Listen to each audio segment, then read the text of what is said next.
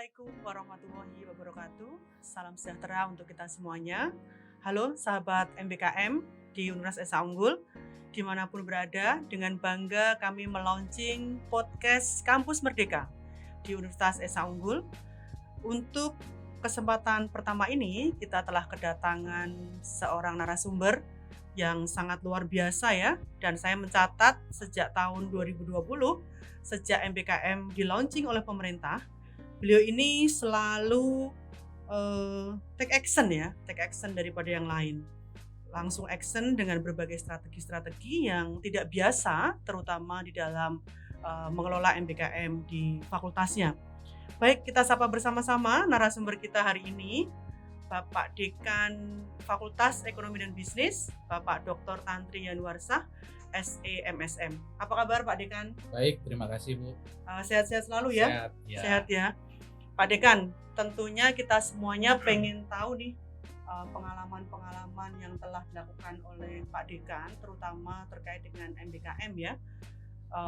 Kita melihat bahwa MBKM ini kan sesuatu yang baru, tapi kita melihat apa yang dilakukan oleh Pak Dekan di FEB ini sangat luar biasa, terutama kaitannya dengan berbagai strategi untuk mengimplementasikan secara cepat ya MBKM ini di tahun-tahun pertama MBKM di-launching oleh pemerintah. Kalau boleh tahu nih Pak Dekan, bisa di-share kepada kita semuanya pengalaman singkatnya sejak MBKM itu di-launching, kemudian apa sih yang terpikir oleh Pak Dekan sehingga kemudian secara cepat gitu ya bisa mengantisipasi masalah kurikulum, masalah dosen dan lain-lain terkait dengan kegiatan MBKM. Silakan Pak. Oke, terima kasih atas pertanyaannya. Jadi mungkin saya bisa cerita dikit mengenai MBKM yang kita lakukan ya di Fakultas Ekonomi dan Bisnis Universitas Esa Unggul. Jadi sebelum saya menjawab, mungkin saya menjelaskan MBKM itu mungkin ada dua ya, eksternal dan internal. Dan kita juga MBKM yang dikelola oleh Dikti dan dikelola oleh non-Dikti. Selain yang dikelola oleh Dikti, kita juga melakukan namanya MBKM Mandiri, Merdeka Belajar Kampus Merdeka, yang dilakukan secara mandiri oleh mahasiswa. Misalnya mahasiswa yang magang itu kita arahkan mereka untuk bekerja sama mencari partner dengan perusahaan-perusahaan di mana tempat mereka bisa melakukan magang. Kami juga segera membantu untuk mengarahkan mahasiswa untuk melakukan magang di perusahaan-perusahaan tersebut. Jadi kalau kami juga membantu, kami bersama jajaran para kaprodi dan para dosen juga membantu mahasiswa untuk melakukan misalnya magang mandiri. Selain itu, selain magang mandiri, kita juga melakukan MBKM riset ya. MBKM riset tapi yang mandiri. Jadi saya ingatkan kembali bahwa MBKM itu bisa dilakukan bersama Pak Dikti dan juga bisa dilakukan mandiri. Kami lebih banyak melakukan MBKM secara mandiri ya. Untuk MBKM riset kami mencarikan partner-partner kepada mahasiswa-mahasiswa untuk partner ini adalah perusahaan-perusahaan yang akan menggunakan hasil risetnya atau data-datanya diperoleh dari partner kita. Misalnya kita lagi sekarang bekerja sama dengan perusahaan-perusahaan untuk mendapatkan data sehingga data itu dikelola oleh mahasiswa dan digunakan untuk risetnya mahasiswa tersebut. Dan oleh karena itu MBKM di FEB saya rasa berjalan so far so good ya sampai saat ini. Wah, luar biasa ini. Kita tahu ya MBKM ini kan sesuatu yang sulit ya, tentunya tanpa kepemimpinan yang kuat di dalam mengimplementasikan MBKM ini tentunya kita nggak mudah ya untuk bagaimana mendorong mahasiswa kita untuk MBKM. Kalau boleh tahu Pak Tantri, kira-kira kalau dari sisi jumlah atau persentase mahasiswa yang MBKM di FEB ini mencapai berapa sih? Totalnya mungkin sekitar 300 ya saat ini. Saat 300. Ini 300-an orang. Dari total mahasiswa 3.000-an mungkin ya? 3.000-an. Tapi kan kita ngomongnya mahasiswa angkatan ya, perangkatan mungkin angkatan terakhir 567 ya. 567 mungkin 30-40% sudah melakukan MBKM ya di angkatan tersebut. Ya. Gitu. Oke, Pak Tantri, tentu di dalam mengimplementasikan MBKM tadi nggak mudah ya. Tentu banyak penolakan atau juga ada yang langsung tune in, langsung mendukung gitu ya. Nah ini kemudian bagaimana Pak Tantri menjelaskan ini kepada tim ya, terutama kepada Kaprodi nih, bahwa MBKM ini sesuatu yang ini sangat bagus loh untuk mahasiswa. Karena kita tahu data dari Bank Dunia itu hanya 37% mahasiswa yang kompetensinya memenuhi kompetensi industri. Sehingga pemerintah melaunching adanya MBKM. Nah ini tentunya banyak sekali mungkin ya, dengan ketidaktahuan dosen, mahasiswa, bahkan mungkin Kaprodi ada nggak yang dalam tanda kutip menolak atau bahkan nggak usah aneh-aneh deh gitu, bisa nggak itu? Terjadi nggak itu? Terima kasih ya, pertanyaannya sangat menarik ya. Kebetulan di FEB nggak ada, kita sejalan ya, dari awal kita searah, semua Kaprodi mendukung. Tapi memang ada sedikit penolakan dari orang tua mahasiswa nih. Ini menarik nih, orang tua mahasiswa ya. Iya. Ya. Kenapa tuh kira-kira menolaknya mereka? Mereka berpikir kalau MBKM nggak kuliah. MBKM nggak kuliah, kita pingin kuliah aja di kampus ya, yang nggak usah MBKM. Dan juga ada sebagian mahasiswa yang menolak karena mungkin mereka menganggap repot. Jadi untuk mengatasi penolakan tersebut, kemudian kita kasih sosialisasi ya, kita approach kepada orang tua mahasiswa dan juga mahasiswa, bahwa sesungguhnya ke depan setelah mahasiswa lulus itu yang dibutuhkan adalah alumni yang kreatif dan adaptif. Betul. Sehingga kreatif dan adaptif ini nggak hanya dikejar dari bangku kuliah, tetapi mereka harus terjun ke lapangan, tahu merasakan dunia kerja dengan magang dan lain-lain. Sehingga setelah mereka lulus, kemudian mereka siap untuk menjadi kreatif dan adaptif. Dan juga mungkin saya juga memberikan sosialisasi bahwa mostly pekerjaan itu membutuhkan minimal dari 3 bidang ilmu sekaligus. Kalau misalkan multidisiplin, ya. Kalau saya manajemen, setidaknya saya mengerti juga IT atau komunikasi gitu ya. Dan pada saat disosialisasikan seperti itu, respon mereka menjadi lebih menarik ya, lebih menarik, atau bahkan ada yang lebih menolaknya lebih tajam lagi nih. Kemudian yang tadi menjelaskan bahwa MBKM ini bukan nggak kuliah loh, itu tuh bahasa sederhananya gimana nih Pak? Orang tua. Kalau orang tua setelah dijelaskan seperti itu, mereka baru mengerti bahwa MBKM itu luar biasa, ide-ide MBKM itu luar biasa, bisa magang, bisa riset dan lain-lain, dan mereka baru mengerti bahwa dunia kerja itu kayak gitu ya, kayak gitu, nggak butuh satu ilmu, tapi minimal 3 bidang ilmu. Rata-rata sambutan dari orang tua dan mahasiswa welcome ya, oke, setuju dan kemudian mendukung adanya MBKM. Ya tadi saya menggarisbawahi apa yang disampaikan Pak Tantri bahwa kita butuh kerjasama dengan berbagai industri gitu ya di dalam MBKM ini, karena untuk memberikan satu kompetensi kepada lulusan kita itu tentunya harus kita tahu kebutuhan industrinya seperti apa. Bisa diceritakan nggak Pak proses kita memappingkan kira-kira industri ini butuh apa, industri mana butuh apa? Apakah di FEB itu ada satu forum industri yang kita gagas bersama-sama dengan industri sehingga kita bisa tahu oh ini loh yang harus dilakukan oleh mahasiswa saya ketika magang. Oke, pertama-tama nih kita mulai step by step. Pada saat kita awal-awal MBKM kita mulai mencari-cari partner industri untuk digandeng bersama-sama. Mungkin awal-awal semua industri kita ajak. Baru setelah mulai banyak industri udah masuk, pelan-pelan kemudian kita baru mapping. Jadi pertama sih semuanya kita undang untuk bekerja sama dengan FEB. Kemudian setelah itu baru kita melakukan mapping ya, industri-industri apa yang cocok untuk menerima mahasiswa-mahasiswa kita untuk bekerja di industri tersebut melalui mekanisme magang maupun riset ya, gitu. Dan respon dari industrinya bagaimana? Sebagian besar baik karena mereka juga sudah mulai mengerti. Mereka untung ya, kita sama-sama menguntungkan ya, simbiosis mutualisme. Orang-orang dari industri juga memerlukan tenaga kerja yang relatif kompeten, muda, dan mereka nggak perlu membayar full untuk mahasiswa-mahasiswa ini.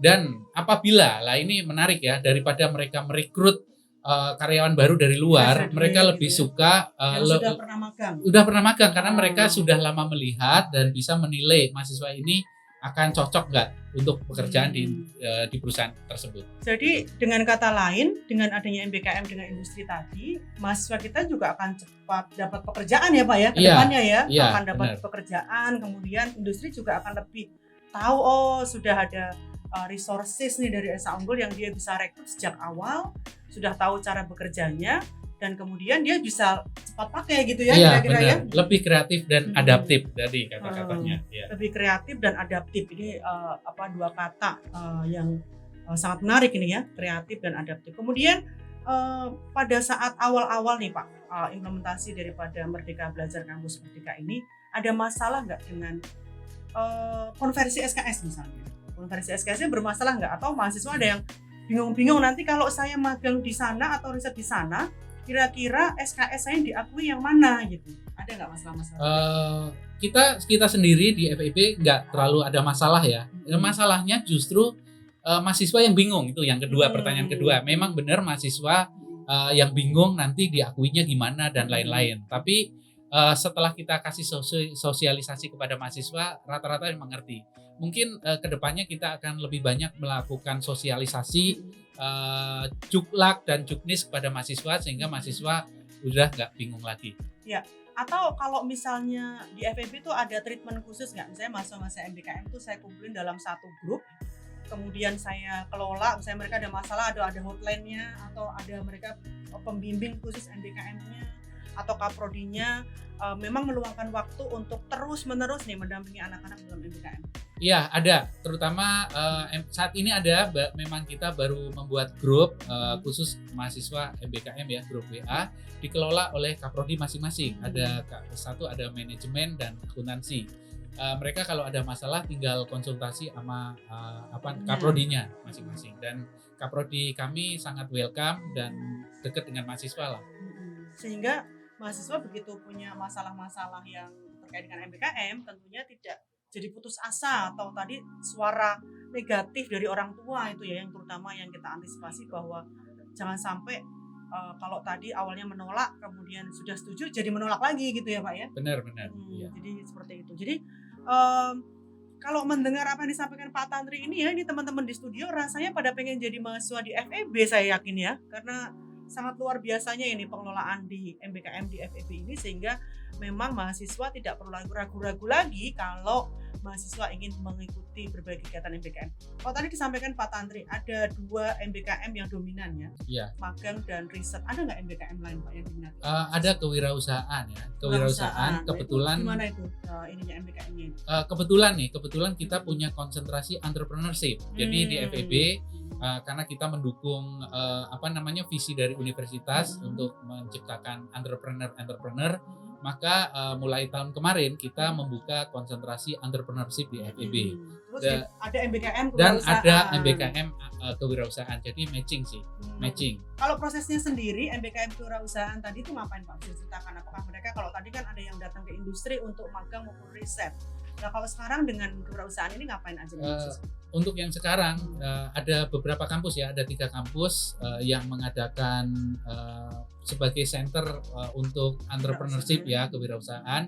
Salah satunya yang paling banyak diminati adalah UI. Jadi mahasiswa kita kemudian mendaftar di MBKM kewirausahaan UI, kemudian di sana dikasih training dan diharapkan selama 1 semester ini ujungnya adalah mereka mulai menyiapkan inkubator ya.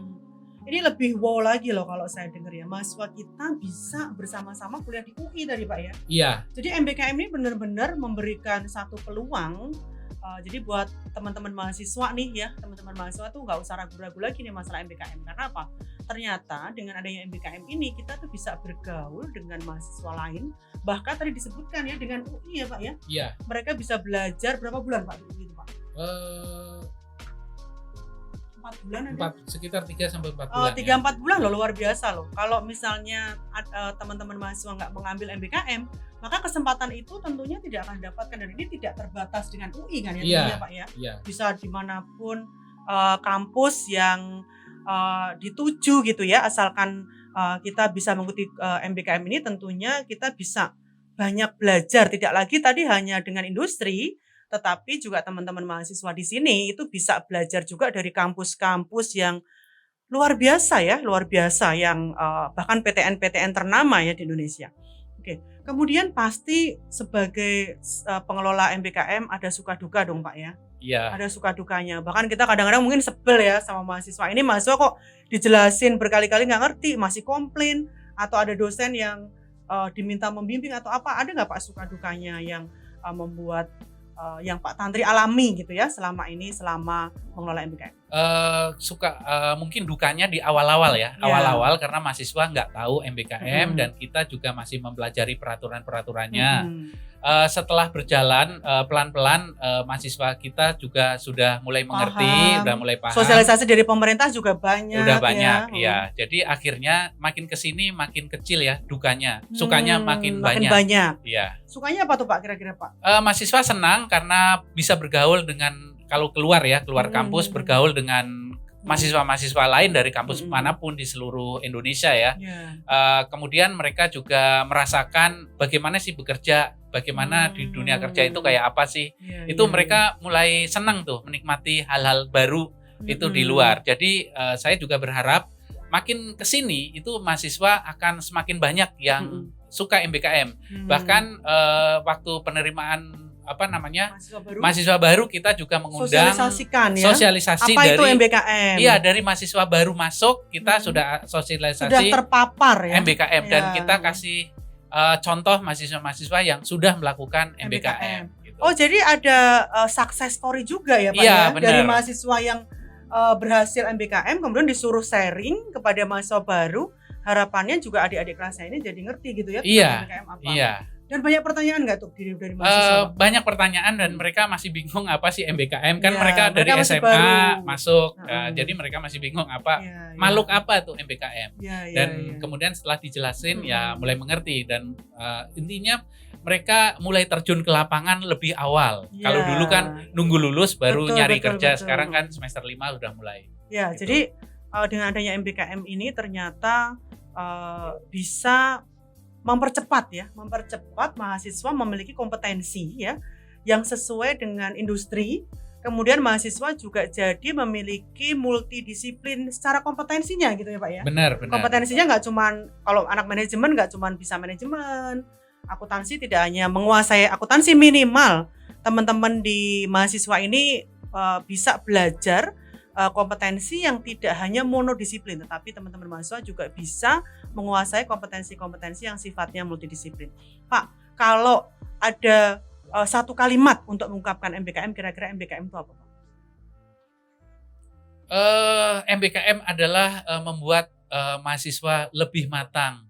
Oh, lebih matang. Lebih cepat matang. Ya, luar biasa loh ini. Mahasiswa walaupun bukan buah-buahan gitu ya, tetapi kalau kata-kata matang atau mature ya, mature ini luar biasa. Sesuatu yang mature itu adalah sesuatu yang siap untuk digunakan, kemudian dianggap siap, kemudian juga dapat secara pasti dianggap sesuatu yang layak. Sehingga tadi kata Pak Dekan FEB menyampaikan bahwa MBKM itu adalah menyiapkan mahasiswa secara matang. Nah, ini luar biasa. Kemudian harapannya Pak ke depan. Di sini ada teman-teman mahasiswa, ada teman-teman mahasiswa nggak cuma SA Unggul saja ya tentunya ya, ada mahasiswa di seluruh Indonesia. Kemudian juga ada dosen-dosen kita nih Pak ya. MBKM saya yakin juga belum begitu mendarah daging ya di Sivitas Akademika kita.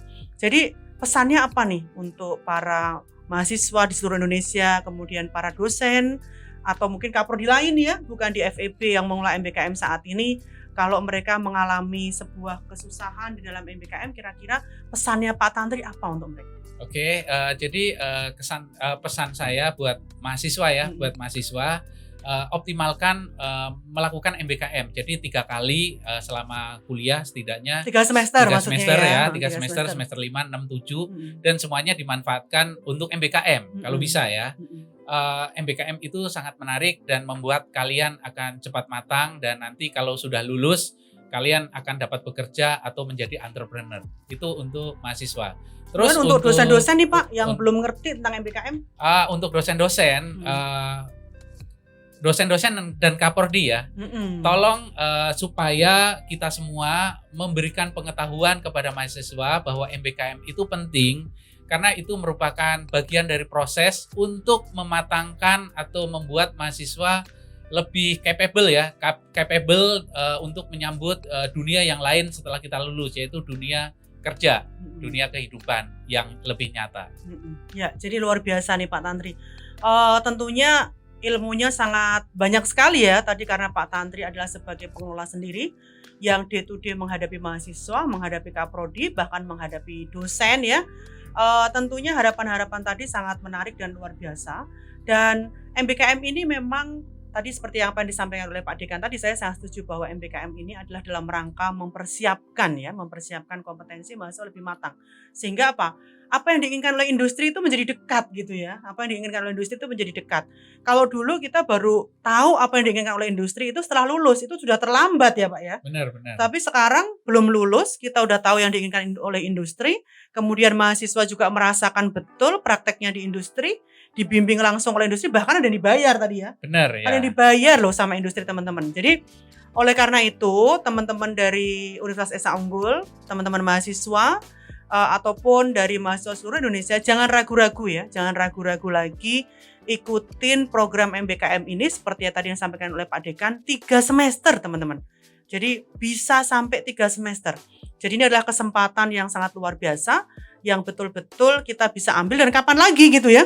Kapan lagi ini kita bisa belajar dengan industri, belajar dari kampus-kampus yang nomor 1 di Indonesia, bahkan kampus di luar negeri ya Pak ya. Di luar negeri juga sangat memungkinkan.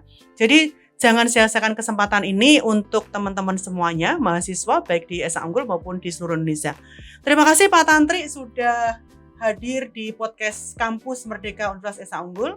Mudah-mudahan apa yang disampaikan Pak Tantri tadi semakin menginspirasi ya, semakin menginspirasi teman-teman mahasiswa, teman-teman dosen, bahkan teman-teman kaprodi, bahkan pimpinan perguruan tinggi di seluruh Indonesia agar senantiasa mengimplementasikan MBKM. Terima kasih, sampai ketemu di lain kesempatan. Oke, terima kasih. Ya, terima kasih. Baik, demikian teman-teman sobat MBKM dimanapun Anda berada. Tadi narasumber kita yang sangat luar biasa, Bapak Dr. Tantri Yanuarsah SE MSM telah menyampaikan pengalamannya mengelola MBKM di Fakultas Ekonomi dan Bisnis. Sampai ketemu di podcast Kampus Merdeka Universitas Esa Unggul selanjutnya. Wassalamualaikum warahmatullahi wabarakatuh. Halo, perkenalkan nama aku Septi Kusarawati. Aku berasal dari Universitas Esa Unggul Jakarta Barat dengan jurusan Manajemen Bisnis. Oh ya, aku sedang mengikuti program Wirausaha Cipta Merdeka di kampus Universitas Indonesia. Ternyata di dalamnya ada banyak beberapa kegiatan loh. Mau tahu kegiatannya apa aja? Yuk ikutin terus video aku. Setelah keterima, aku dihubungi oleh salah satu pihak UI untuk masuk ke grup Telegram. Ini adalah grup Telegramnya. Hari pertama Zoom, kita melaksanakan kick-off program dan pendaftaran Learning Management System IDLOS UI-nya. Ini adalah tampilan awal IDLOS UI. Ini adalah tampilan depan atau awal setelah login atau kita masuk akun kita, yaitu ada beberapa, ada seperti mentoring, topik, beberapa topik, terus pengumuman penting juga. Di dalam topik-topik tersebut terdapat pretest, materi, ataupun kuis-kuis yang di dalam video tersebut. Ini adalah tampilan contoh atau awal di dalam topik 1, yaitu beberapa isikan video, materi, pretest, post-test, ataupun forum diskusi yang setiap akan dibuka setiap hari Selasa jam 8 pagi sampai hari Minggu jam 12 malam. Ini adalah contoh kuisnya di dalamnya. Setiap hari Selasa, kita telah mengadakan Zoom bersama pemateri yang telah disediakan oleh pihak UI-nya. Dikasih tugas setiap hari Selasa dan selalu dipresentasikan di hari Jumat bersama dosen pembimbing lapangan yang berdiskusi dengan teman-teman lain. Adalah grup WhatsApp yang dipimpin oleh dosen pembimbing dan mentor. Ini ada beberapa tugas bersama tim bisnis kecil aku. Ini adalah contoh tugas di awal kita. Pastikan hasil tugas kalian dengan mentor dan dosen pembimbing lapangan. Oke, baik segitu dulu. Terima kasih. Halo semuanya, perkenalkan nama saya Indah Natalia Daun dari Fakultas Ekonomi dan Bisnis jurusan Akuntansi semester 7. Saat ini di semester 7 ini saya sedang mengikuti kegiatan WMK di mana saya belajar di Universitas Indonesia tentang kewirausahaan.